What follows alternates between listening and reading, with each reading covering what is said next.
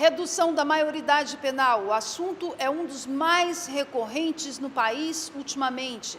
Nesta segunda-feira, a sede da Ordem dos Advogados do Brasil vai ser palco de um fórum nacional para debater sobre o assunto.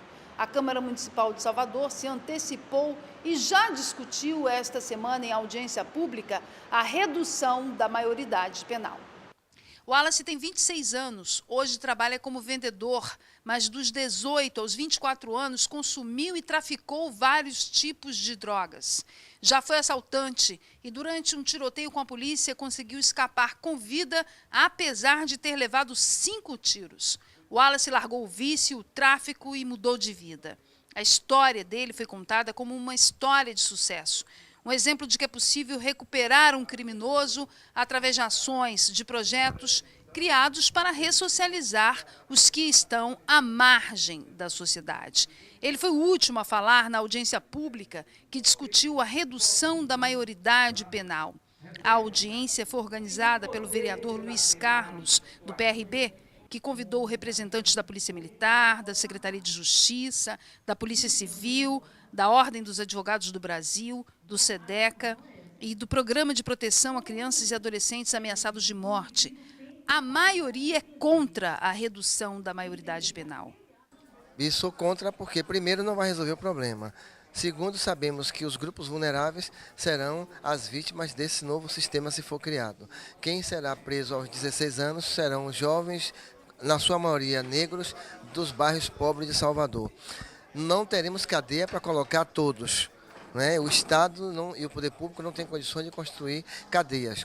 E outra coisa, penso que uma sociedade que ao invés de querer mais escola, mais educação e mais creche, quer mais celas de cadeia, é uma sociedade doente. Então não são os jovens que precisam, o problema não está com a juventude, está com os dirigentes, com os governantes, com as famílias, com os pais, com as mães, porque nós criamos um problema e não conseguimos resolver o problema, então bota todo mundo na cadeia. Agora com 16, daqui a mais uns anos com 14, depois com 12, daqui mais uns 20 anos a gente vai estar prendendo um menino recém-nascido, se nascer na periferia, a gente já sai da maternidade para o camburão para levar preso, porque é uma ameaça à sociedade. Mas e o que fazer com os adolescentes que cometem crimes?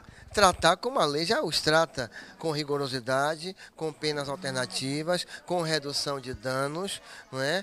Com trabalhos de ressocialização, de educação continuada.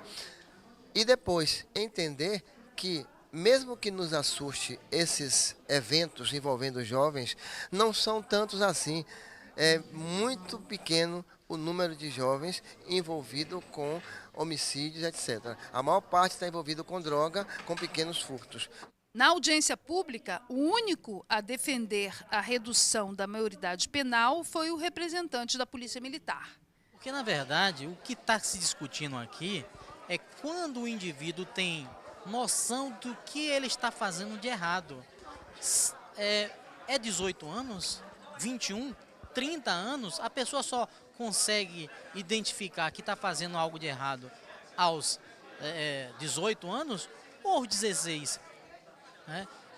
Como está sendo discutido. Hoje o adolescente pode votar aos 16 anos. Ele tem capacidade de decidir quem vai gerir a nossa política. Por que ele não tem capacidade de entender o caráter ilícito de um fato? Entendo hoje que o código, que é de 1940, numa sociedade cambiante como é a nossa, mutante, ela muda ao passar dos anos. Hoje o adolescente de 16 anos tem plena capacidade de entender aquele caráter ilícito daquele ato que ele está cometendo.